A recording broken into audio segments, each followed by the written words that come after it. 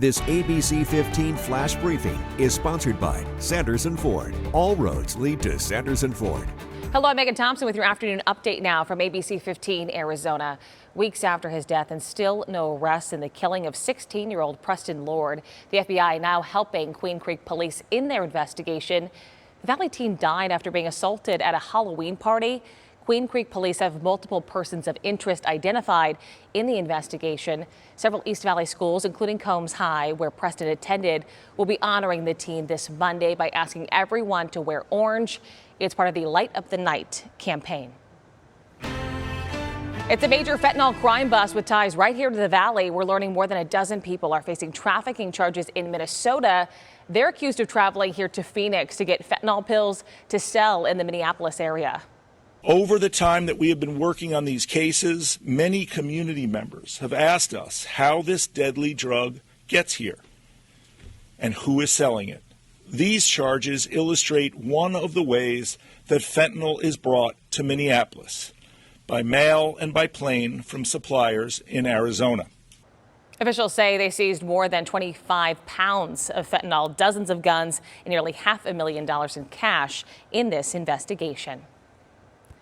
Taking action to save lives, it is Crash Responder Safety Week. And here in Arizona, DPS, ADOT, and other agencies are all gathering to raise awareness about how we can all be safer on our roads and our freeways.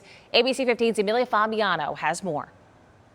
So this is a good comparison ADOT often uses. Imagine if you're at work, you're sitting at your cubicle or your desk, and there are vehicles going just a few feet away from you, 70, 75 miles an hour.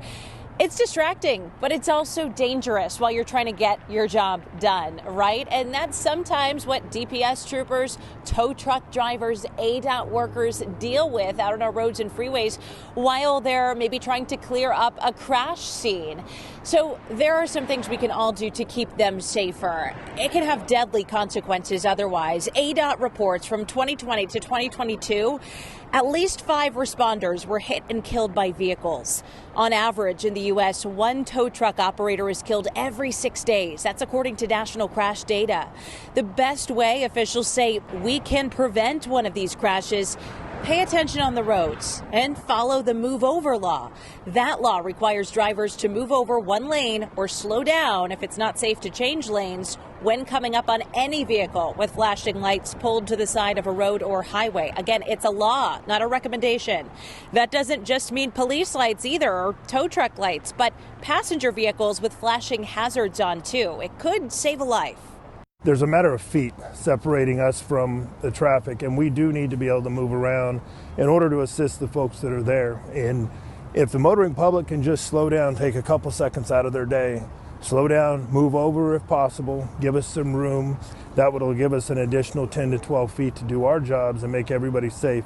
Also, on the other end of this, you have to follow the quick clearance law if you are involved in a crash. So what that law requires is that if you're in a minor crash with no injuries, that you either pull all the way off to the side of the road, off an exit if you can, out of the way of the major traffic flows. Again, as long as it's safe to do so and as long as there are no injuries involved, because you want to make sure you're giving everyone on the road enough room and those coming to help you enough room as well.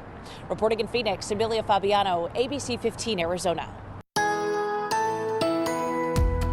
Time now for that most accurate forecast. I'm meteorologist Iris Hermosillo. After getting some measurable rain in the Phoenix area overnight, we'll see just a slight chance for showers the rest of the morning. Then once we get into this evening, the best rain potential will be just to our south, down in Tucson and Casa Grande, but there's a very slight chance of a stray shower here in the valley. Otherwise, we wait for about Friday night into Saturday for better rain chances again. That temperature today cooler, though, by quite a bit. After reaching a high of 88 yesterday, we're down to 81 in Phoenix with 50s to 60s across northern Arizona. As you look at that 7-day forecast, tomorrow back into the low 80s, and then those rain chances ramp up overnight into Saturday. Saturday morning, we'll see some scattered showers around the valley, maybe a few rumbles of thunder. Temperatures fall into the 70s Saturday and Sunday, and then we'll dry things out. And it looks like as we kick off Thanksgiving week, those daytime highs will stay in the upper 70s, warming a little bit on Wednesday into the low 80s, and then maybe back down into the upper 70s for Thanksgiving Day.